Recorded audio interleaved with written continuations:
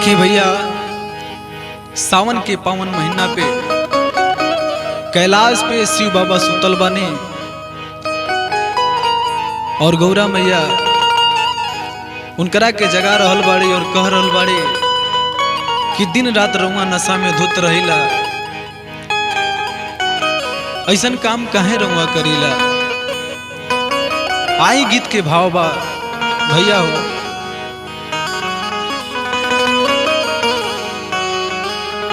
रहुआ से पूछो तनी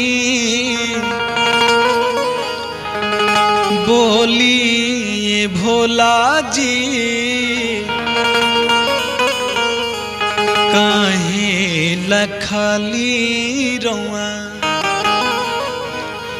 भंगिया के गोला जी,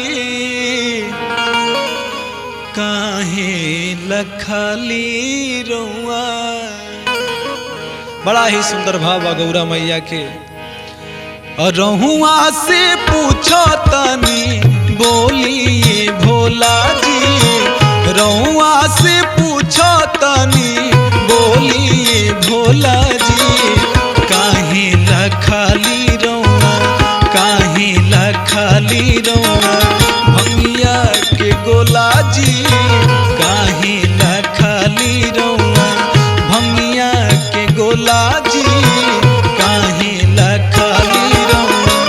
रउआ से पूछो तनी बोलिए भोला जी, रउआ से पूछो तनी बोलिए भोला जी, काहे लखाली रउआ, काहे लखाली रउआ भंगिया के गोला जी, काहे लखाली रउआ भंगिया के गोला जी, काहे लखाली रउआ।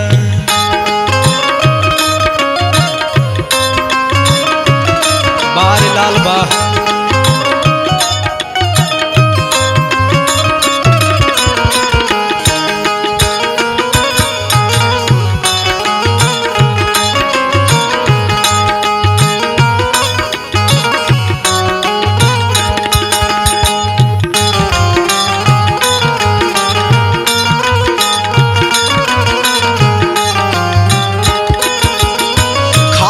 नहीं खोवा मेवा नाही खाली मिठाई जी, रउआ तो भंगिए के लगे बुझिले मिठाई जी।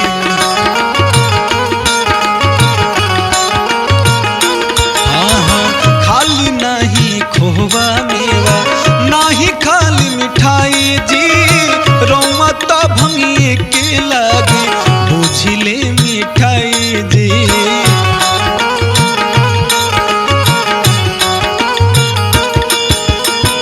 रहुआ रहन से दिल में दर्द होला जी, रहुआ रहन से दिल में दर्द होला जी, काहे लखाली रउआ, काहे लखाली रउआ भंगिया के गोला जी, काहे लखाली रउआ भंगिया के गोला जी, काहे लखाली रउआ।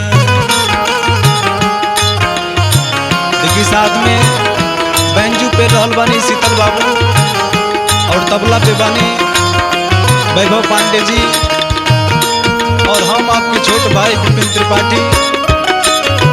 जय हो।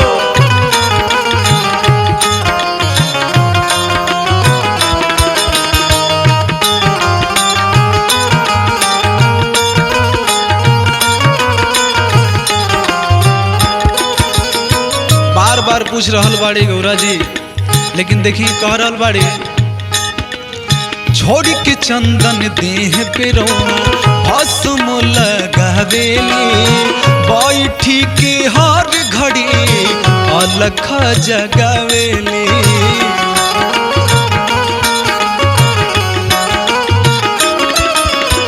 छोड़ के चंदन देह पे रउआ भस्म लगावेली, बैठी के हर घड़ी अलख जगावेली।